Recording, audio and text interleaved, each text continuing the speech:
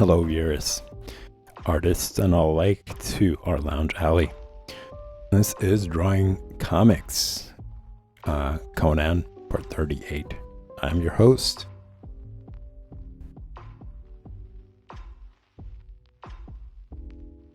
And this is what you're going to be dealing with for the rest of the night. It is amazing work done by John Buscema. One of my favorite artists among many, but he is actually a huge inspiration when it comes to comics. I love that he balances realism with comic book work. Like, if you look at this face expression, right, it's like right in between a realistic face yet maintains a comic book vibe. Like, it has enough detail to make the eye see it in that light, see it in more of like a realistic face.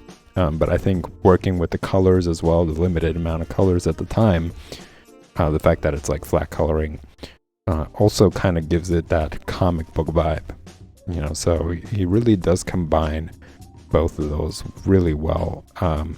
Just even in here, you know, despite you not really being able to see a lot of detail in the face, his line work is so excellent that it still shows this very much like a sophisticated kind of anatomical approach to figures and face expressions, as you see on here as well.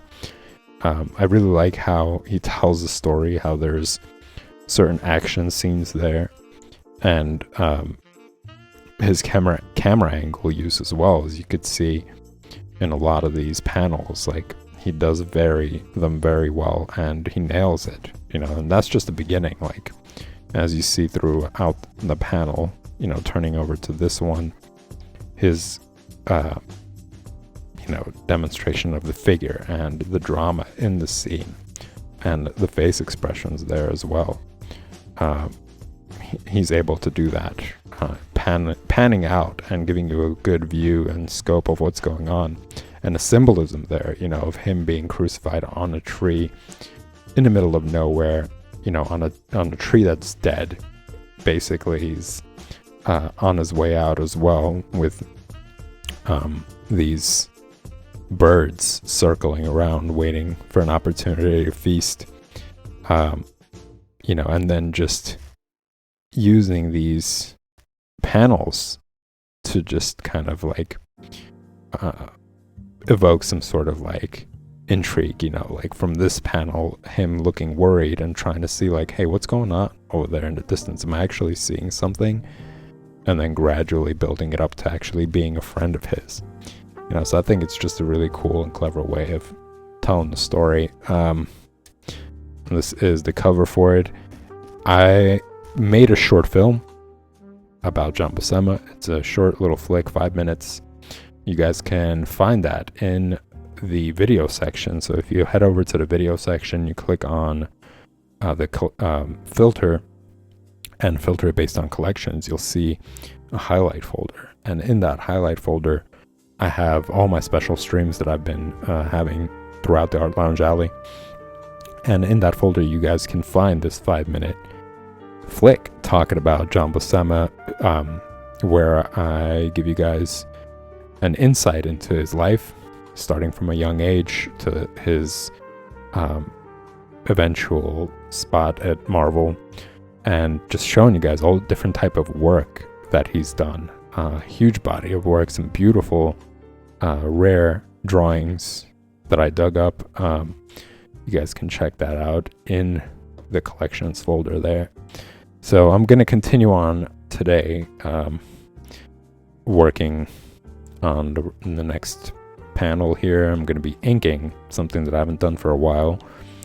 I'm looking to ink all these drawings that I've done, studies that I've done, so that I could color them as well.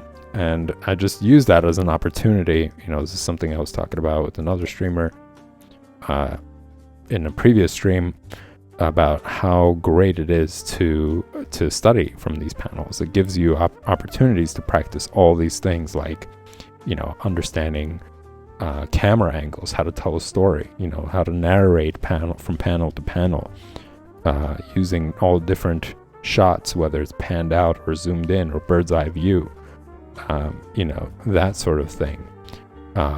Getting an opportunity to learn how to ink. You don't have to worry about, what do I do? Where, when you're sitting in front of your sketchbook and you're staring at a blank canvas, you're like, how do I practice ink? What do I create first to get there? This is a perfect opportunity to do that. You don't have to worry about that. You just get an opportunity to practice your technique, to practice all these things, like whether it's coloring, right? Like I'm using India inks to color, whether it's inking, whether it's drawing or figuring out or understanding perspective and, angles and emotion and all that stuff. It's there for you. You get to every day have something to work for, having something to practice from, without having to worry about like, well, what next? What do I do next? And I think that's a really big challenge, especially if you're a beginner, if you're learning and you're just like, well, first, before I get a chance to practice inking, I got to figure out what I want to draw, or what am I going to complete in order to get that opportunity. So picking a favorite comic book or any piece of work and just having that be your daily schedule is going to improve your work dramatically. You're really going to see a huge difference.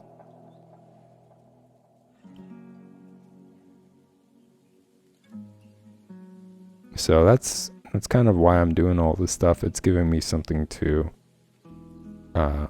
work from. Aside from, it's nice to just take a break from projects and do something new, to do something different.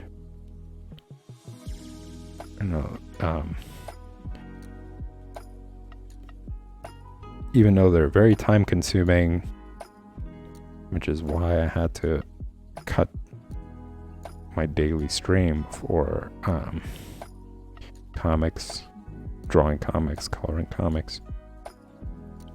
It's still nice to take a break from something and do something else. Keep the spontaneity. Did I say it right? Spontaneity? Going, just keep things fresh.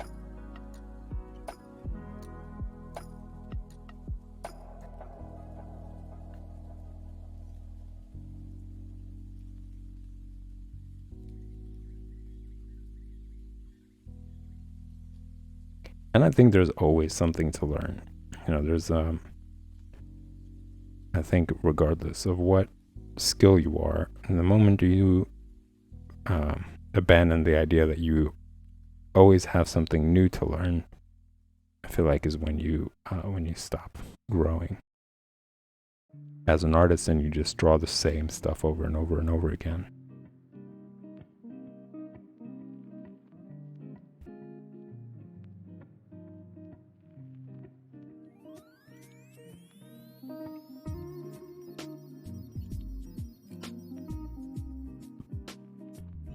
In fact, that's something that I find kind of frustrating, and about a lot of these like artistic positions in some ways is that some artists get stuck doing the same stuff over and over and over again. And I think a lot of that has to do with, of course, money. If you don't need to if you don't need to worry about that, if you don't need to think about that, I think the door is open for you to keep trying all different type of stuff. Like I remember when I used to work at a school, it was an art school, I would see some like gallery exhibits and it would be an artist and they're drawing just trees, trees blowing in the wind. And the entire gallery exhibit was of that. Now, it was well done. It wasn't bad. I still liked it. I still liked the technique. I still liked what was on display, but it's just got that thought in my head that, like, this guy is doing it because he's trying to make himself a reputation or a name by having this theme going on. And sometimes I find that to be very restricting. Like, what if one day you want to do something else? You still need to consider rent and all this other stuff that you need. And that would mean you're taking a risk of having to, like, venture into something that is totally new, and you don't know how it's going to be received. So you have to kind of, like, make room for that, to produce that work, to be experimental and play around with it.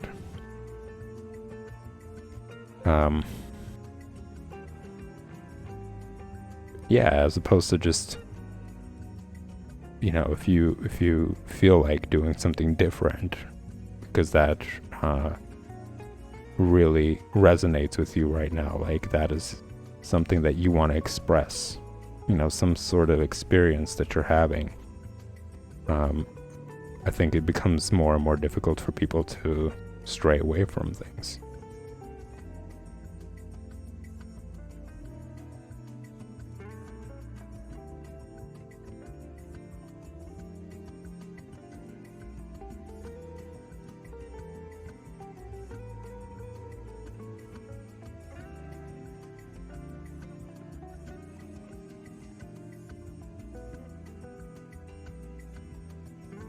It's kind of like, I want to say what happens with actors too. There's some actors that, for instance, do comedy, and, they're only seen as this guy who did this role. And then when they try to venture into something else, to really experience or to, like, take on something new, because it is an art form. It is something that absolutely is an art form, and I think as an artist they want to experience something new, to challenge themselves or to express themselves in, like, a different way. But because they've been doing comedy for such a long time, it's this, like, attachment that is now made whenever people think of them. Like, oh, they're trying to do a serious role, but they were in, like,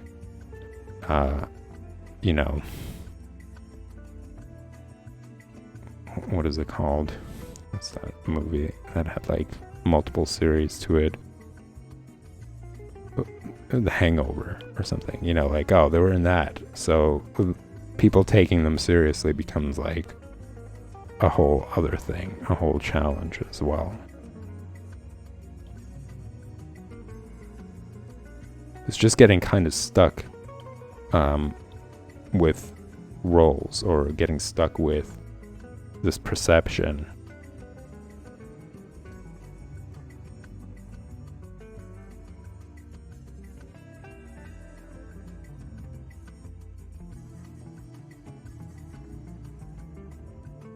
And I think that stifles creativity. That really stifles, like, new and interesting innovation and creativity from an artist.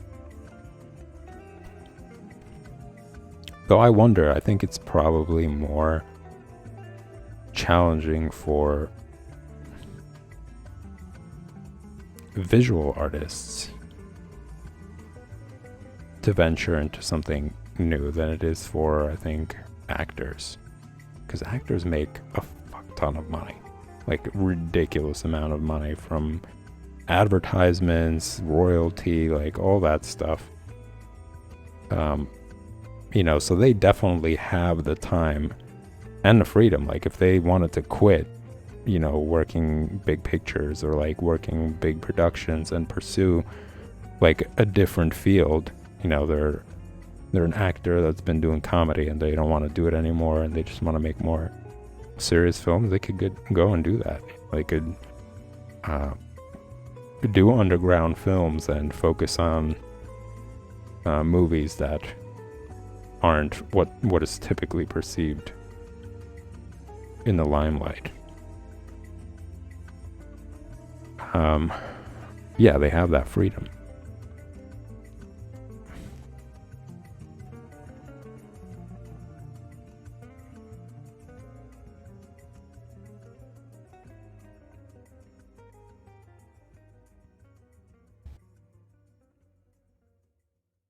Oh, bummer. I got a little carried away with this conversation. I missed an opportunity to be very careful with these lines. I mean, that's one of the biggest reasons why I'm practicing this stuff, because they were doing these this type of inking at such ease. Like, if you guys check out John Buscema's videos, there's like an Instagram account dedicated to John Buscema's work. They recently started posting like videos of him drawing and inking. And the way he was doing it was at such speed, you know, like really fine lines. No problem getting tiny little details.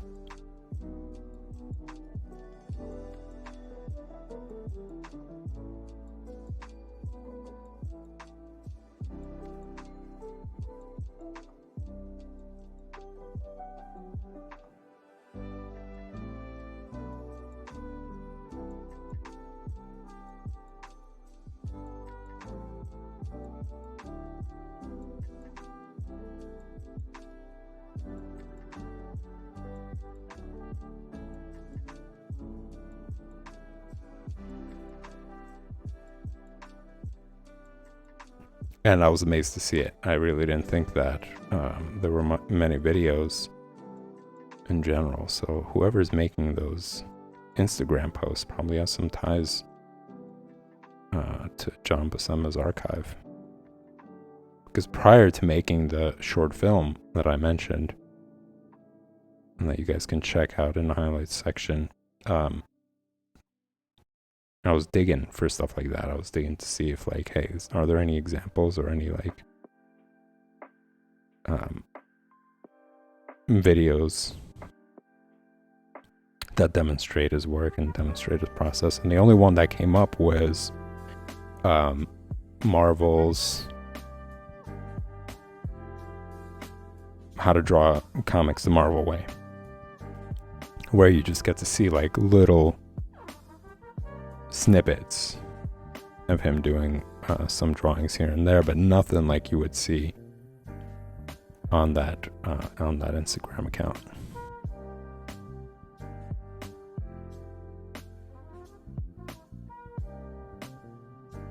And I am hoping, you know, on that topic of Instagram, I am hoping that new social media comes out, because I'm just not into Meta for a lot of reasons. I mean, for those of you guys who've been following the stream, I get into topics about how toxic capitalism is and how disgusting that political system is, and what kind of behaviors it encourages from people for the sake of making more money, and how a lot of these corporations are in favor of, like, fascist politics, you know, in favor of corporations dictating our lives and dictating our sense of freedom, because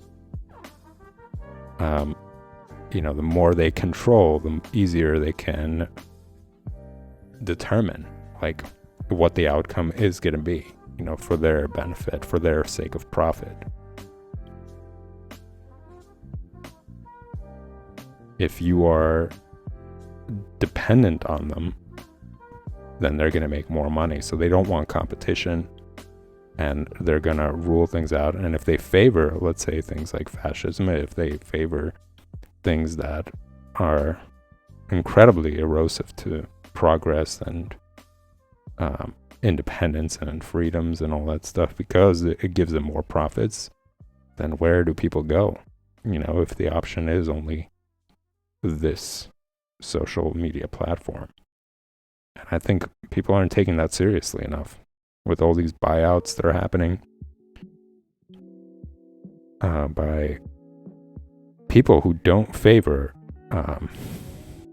let's say, diversity, people who don't favor personal choice and freedoms. Then it's going to be just another platform where they collect information about you, where they're able to figure out exactly everything that you do on there.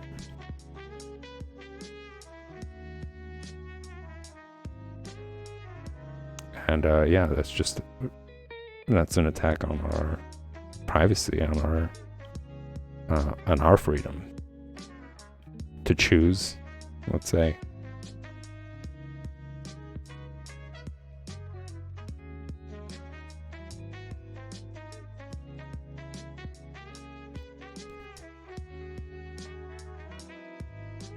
And since there are no choices, then we're gonna be, let's say, against certain things that are going on, but they're gonna still continue to bank off of our traction because there are no other options. So they're gonna make more money, and they're gonna pour that money into policies that disfavor our freedoms as people, and our choices as people, as individuals. And where, people are, this is what's going on now, basically. People are complaining and they're just like, oh, how could they do that? And so on and so forth, while giving the same company traction that's favoring all those policies that's contributing to the campaigns of people who promise to make sure those policies, those scenarios stay in place rather than change towards like what the majority is saying. Hey, this is destructive. This is not right. You're making life even more unpleasant and difficult, and you're creating really toxic environments and supporting really toxic environments.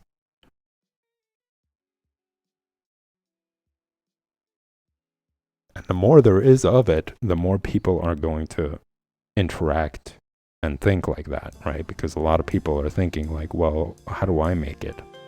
How do I don't want to struggle. I don't want to, have tough times. So I guess I have to be like this in order to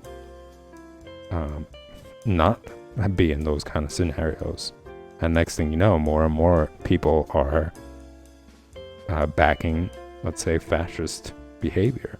And we all know where that led in history. That didn't lead to a nice place. And it created more and more sociopathic, psychopathic behavior. So just talking about all this stuff, how that ripples through. Like all that behavior, who you're backing, and whether they're actually going to favor making better decisions for the economy or not, how that ripples through and what kind of effects it has. So I think it really is important for people to take it seriously and consider like, hey, maybe we should be demanding more diversity when it comes to social media platforms, not allowing monopolies and not allowing buyouts. And that's the problem with capitalism, is because they could make so much money that people won't reject it for reasons that I was talking about. If somebody approached you and said, hey, are you going to sell this social media platform if I give you $6 billion? Less and less people are going to say no to that if capitalism is echoing through society. Number one thing that matters is money. And that's disastrous.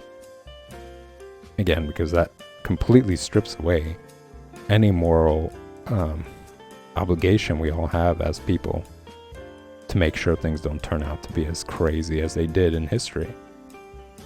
If like everyone's supporting this idea of capitalism, then less and less action from people to make sure that things are on the right path as opposed to the opposite. And I want to say that's exactly where the pandemic came from, because more and more people were taking shortcuts when it comes to the proper procedures to ensure, like, hey, maybe we shouldn't be dumping waste into water. Maybe we shouldn't be dumping all this stuff, or, making the process for, let's say, developing food where it's really not up to standard, not up to code. Instead of taking shortcuts, like, we'll actually invest money to make sure that it's proper and it meets the code and standard for food to be distributed in a way or produced in a way that doesn't have disease spreading around, or dumping oil in water because it's cheaper than having to go through the big process of making sure it's handled properly. Like, all that stuff, sex trafficking, all these, like, Me Too movements, people being silenced with money and all that stuff bottled up and exploded and turned into complete disaster. So rather than just being stuck in a cycle that gets worse and worse and worse and worse and less reversible, I think we need to, like, put a new system at the pedestal. Right now it's capitalism at the pedestal. Everybody's thinking of that as the system. Everybody's thinking that as a mode of operating. What can I do to save money? It's like, no, it's not always the best. That's not the best approach. There's so many things that play into a functioning society, a functioning system, beyond just capital, and just how toxic and destructive and erosive it is on multiple levels.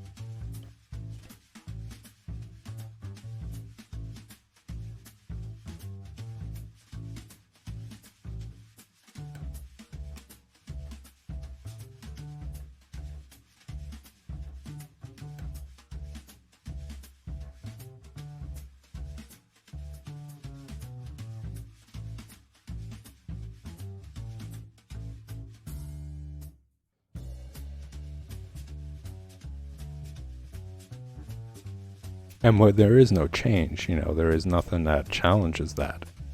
It kind of breeds sociopathic behavior, because the more and more money people have, the less incentive they have to care, because they've achieved the pinnacle of what the system is basically conditioning people to achieve or to attain or whatever else. And that's a problem. But if there's something else that's at the forefront, at the pinnacle, then gaining money isn't the be-all, end-all. That's just a step. And then a new responsibility starts to play in, creating progressive environments, progressive jobs, thinking about that sort of stuff. Like, and I'm going to say an ethos that inspires people to become better, to invest and, let's say, improve education systems, improve social interaction, rather than what it is now, this, like, really toxic fascist interaction of, like, I'm better than you, or I'm superior or inferior, that whole nonsense. how to figure out how to improve interaction so people could have great relationships, whether it's friendships or intimate relationships or family interactions, because a lot of it is heavily influenced by that now. When somebody who works in a really toxic environments where they're put down or whatever else, they go home and they take it out on people around them. It's almost in some cases it's not even conscious. People aren't even aware, hey, I'm so stressed out and irritated in work that I end up pouring that out on, let's say, my significant other or kids or whatever it is, so it becomes erosive in a lot of ways. And sometimes it's conscious. Sometimes people buy into that and they start seeing their family members and friends, significant others in that light as well. It's the way they see or they're perceived at work, so less people are able to tune out that interaction because they spend so much time in those environments that it becomes like their second nature almost, right? That's something that happens in a lot of cases. The more often you spend time in, this, that, or that, whatever environment, it kind of rubs off on you. So, it's terrible. That's one of the biggest reasons why we have such awful interaction and sexism and racism and just this aggressive culture is because of that.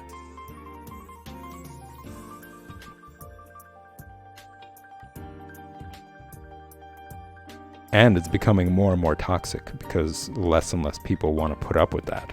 So they're just like, hey, I'm not going to be subjected to that. And they start coming up with ways to counter that behavior, and it just snowballs. And then that person is just like, well, I'm not going to take that from that person. And it just gets worse and worse. It doesn't get better. It's not like people are going to be like, well, I guess, less and less people want to be at the receiving end of that sort of toxic interaction. So you could see how it just continues to spiral downwards. It doesn't improve at some point. And it's exacerbated by the internet. So if you think about it, even though that interaction has been present for a very long time, internet has really been around for, 30 years, 40 years. So within the 30, 40 years, it escalated even more and more. Back 30 years ago, the internet wasn't as big. 20 years ago, we didn't have the same social media and capabilities that we have now. So the more and more that reality becomes refined, and the more and more people start joining in on it, the more these interactions spread around, and that becomes worse and worse. So just examples of how that culture and how that way of thinking is incredibly erosive and gets more and more erosive. It doesn't become neutral at some point.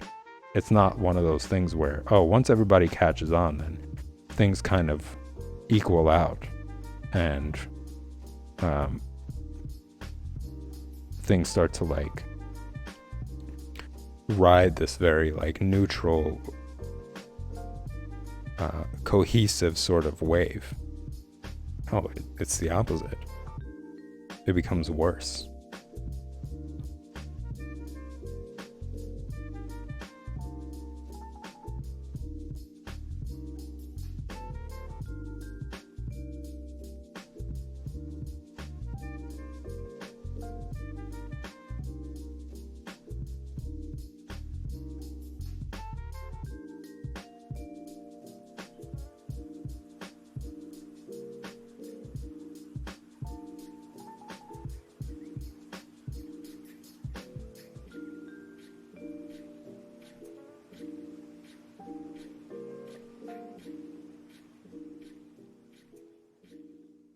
And a lot of people are like, well, that is survival of the fittest. That's the whole thing. And it's always just like such a stupid response to it. Like, I never accept that as an answer. It's an incredibly ignorant approach to civilization, to people.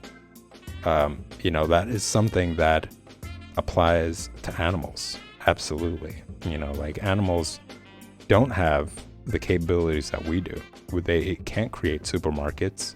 So for them, yes, they absolutely have to compete for food. They have to compete for shelter. They have to compete for social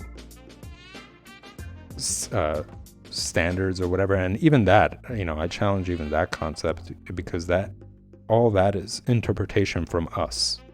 Like this whole idea of like alpha, beta, and superior. Those are terms and ideas that we've created. It's not like they passed us this knowledge and they said, look, this is our social structure. This is fact. Like, this is how we are. So get with the program. We constructed that, and we decided that that's law. That is the rule, and that's how things are. But animals are very caring towards each other. The way that they interact with each other, they're really considerate towards each other. They have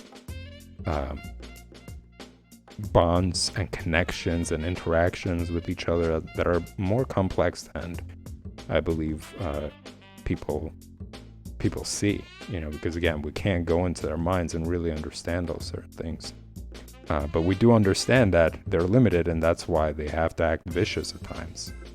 They don't have the same language as we do. They can't have a democracy and be like, listen, let's sit down and talk about this. Like, don't try to come in and just murder everybody around and, or kill somebody or whatever else.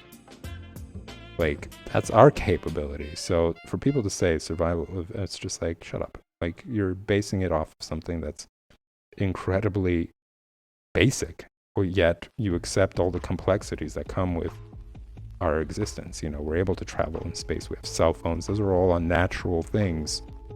Those are things that are not possible coming from animals. And yet we accept all that stuff as natural or within our daily lives. So if the thing is survival of the fittest, then, go live in a jungle, because anything that you're doing now is unnatural. Wearing clothes, that's not natural, that's man-made. And that's just the definition of natural, something that isn't interfered by human intervention, that isn't created by humanity. That's something that's been present prior to our existence. Nature, natural. Instinctive. But there are a lot of things that are instinctive that we don't condone, and that we think that are incredibly, let's say, violent and repulsive, So we have surpassed that in a lot of ways. This whole idea of, well, animals do that, and this is their existence, and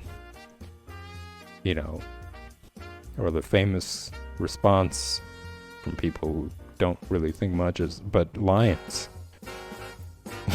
Like, again, basing it on very limited creatures who are restricted to their own environments. Not all animals can live in all different types of climate. They're limited to the climate that they're in, and that's pretty much it.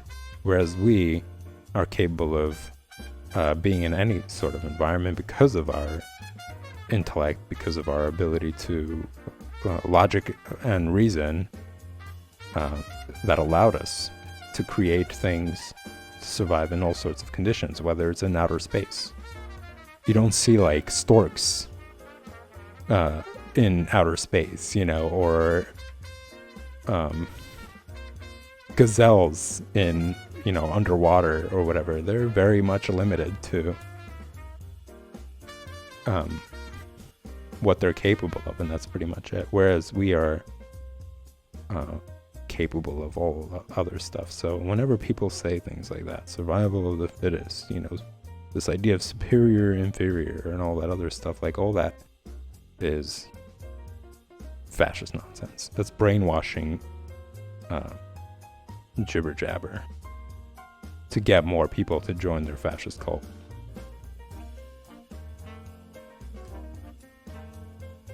There's like so many factors that cancel out that concept. And it's archaic. It's something that people used to say back in the day, like colonialist periods and stuff, where they would judge and criticize people off of those kind of stuff. And they would do atrocious things. They would talk about sophistication. Meanwhile, they would go and like rape, murder, and kill children and people and all that other stuff simply because they feel like they're better than, whereas like, no, you just regressed to the most basic vile being, or the most basic animal, because that's exactly what basic animals would do. So on one hand, they're saying, oh, these people might not be civilized and they're so inferior. Meanwhile, they turn around and do like the most idiotic and basic thing possible. The most primitive form of behavior, becoming incredibly violent and psychotic. So it's this like insane contradiction coming from people who think themselves as like way too sophisticated, way too smart and intelligent and entitled to certain environments and lands and whatever else because of that. And it's absolute nonsense. It's craziness. It's like it's the epitome of delusional grandeur.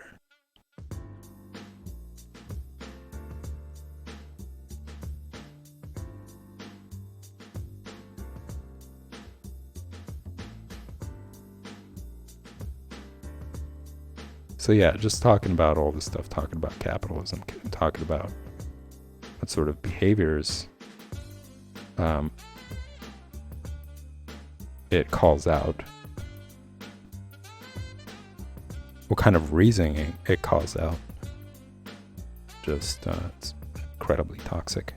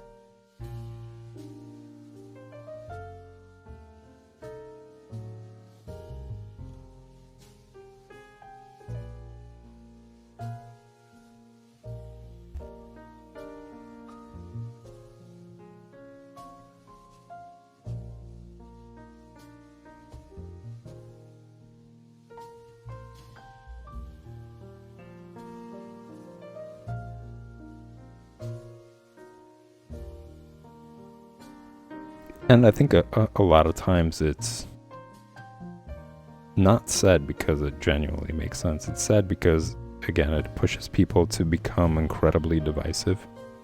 You know, if I see myself as superior to X, Y, and Z, when there's political agenda against X, Y, and Z, well, then it's, you know, it's irrelevant to me.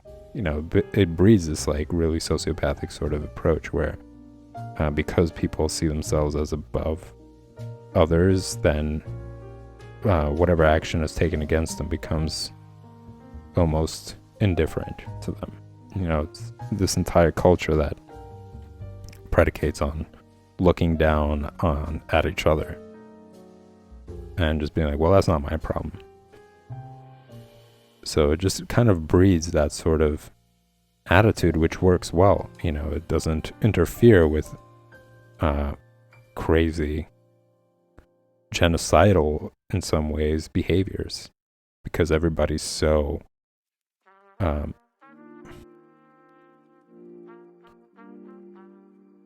divided. You know, everybody's seeing each other as like less than. And that's also really dangerous. That brings so much apathy that when things really start to go south, people just don't know how to actually come together and work against that.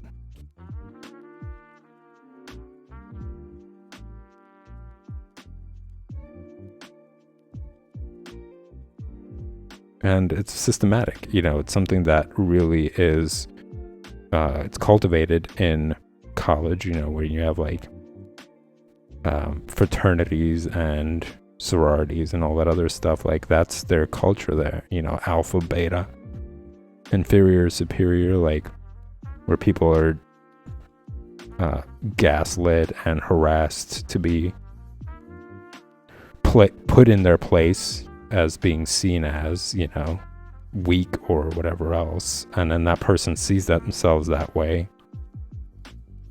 because of the system, and that becomes traumatic in a lot of ways. Like you hear people talking about their experiences and it's repulsive, like it's sociopathic, and people start like accepting that, well, that's just normal, that's how things are. And then that just gets escalated more and more, and people are just like, well, if I can get away with this, which is, again, that's where sociopathy like really grows. It has breeding ground. Lack of accountability because of this system that's in place, that's accepted as normal. It's a huge problem.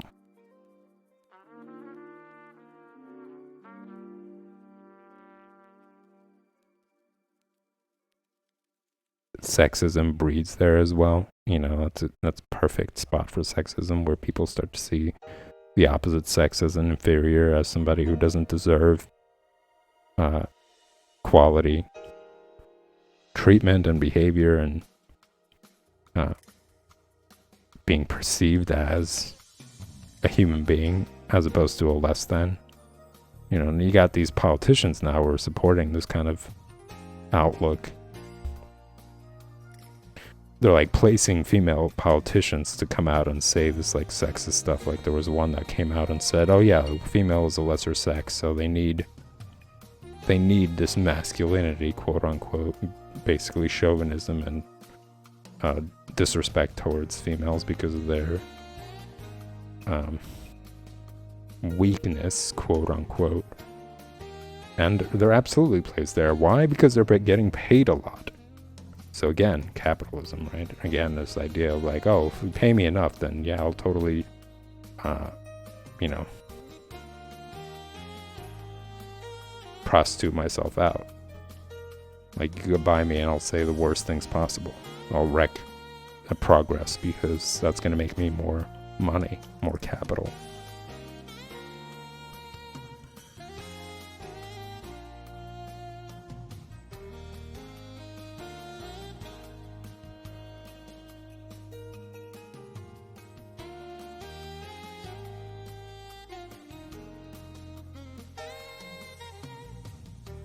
And then you got a bunch of people who are like, well, you know, this person's rich and they're a politician, so they know what they're talking about. And then they start acting or behaving in a way that that person condoned, you know, that allowed that to be out and perceived by people who actually look at them for information. So again, regressing people to most basic idiotic perception. Like, yeah, forget about diplomacy, forget about interaction, logic, and reason. We should act and think like basic animals, while pretending to be very high class and very intelligent and like totally contradicting everything, just not making any sense.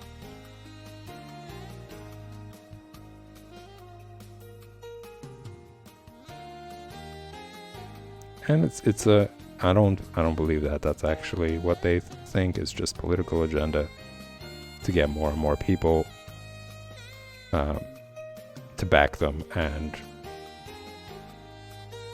to act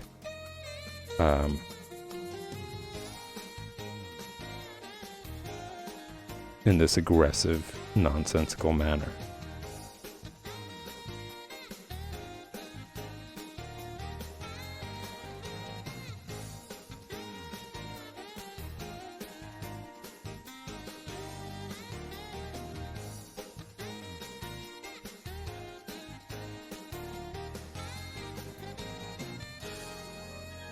And of course, there are people who do believe it because they are brainwashed.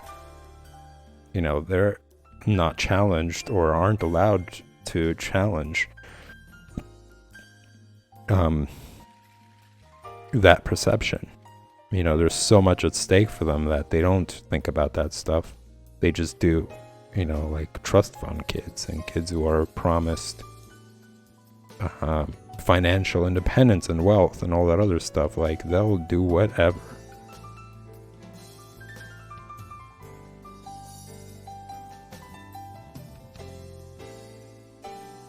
So it's like a mixed bag of ignorant behavior. It's like people who have an agenda and they're doing it, people who don't have an agenda and they're doing it, people who are brainwashed and they're thinking and doing that.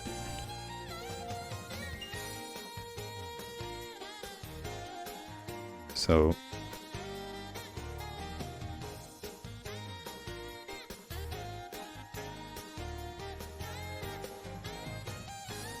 and it still amazes me that people buy that stuff as genuine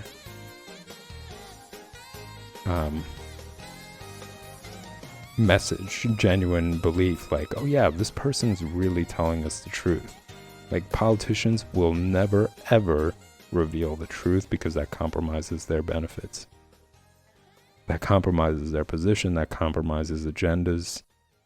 So to think that anything that comes out of their mouth is actually honest, you know, that isn't evidential, that isn't, you know, like, you have some politicians who are basing it off of evidence that's present.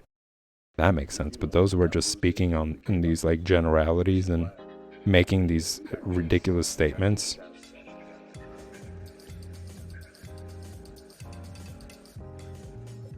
they're brainwashing. That's not politics.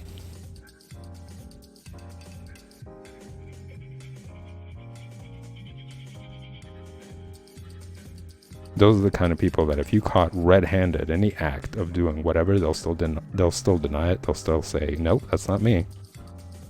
It's a psychosis. It's a mental disorder. It's something that I call brat syndrome, where, like, no matter what, they don't want to ever be held accountable for anything. And that's something that develops as a kid. You know, if you've never been held accountable, if you always figured out how to avoid accountability, it becomes your default way of behavior. You will deny it, and you revel in that. Like, you get off on the fact that you're able to get away with it regardless, whether you're caught red-handed or not, or whatever else. Like, it's something that that they get a kick out of, just like kids. You know, when kids do that and they start laughing about it because they're able to like get away from that. You know, it's, oh, I just escaped my parents holding me accountable for something. And if that's never fixed, they just get worse and worse. Their actions get worse and worse. But their reactions to it stay the same. They still revel in it. And of course, they consider themselves to be incredibly clever and genius because they're able to do it. So it develops this like sociopathic behavior, you know, and this egomania.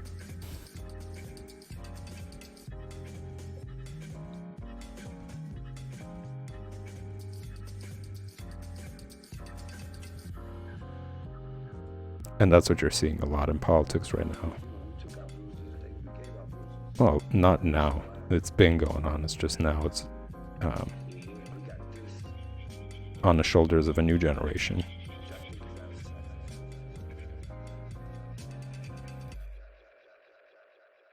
You know, there's movies now that now they're like movies that I've been watching that are from the 70s, and I mention this often, from the 70s and 80s, and they talk about the same exact problems. You know, corporations just like refusing to increase wages, you know, exploiting people, exploiting the environment, people protesting for better living conditions, like all that stuff, education systems, like all of it, same issues, just different number.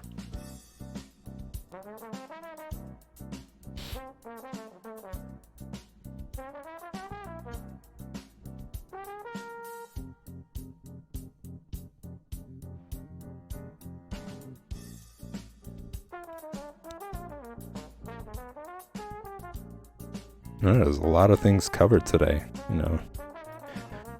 Started the week running.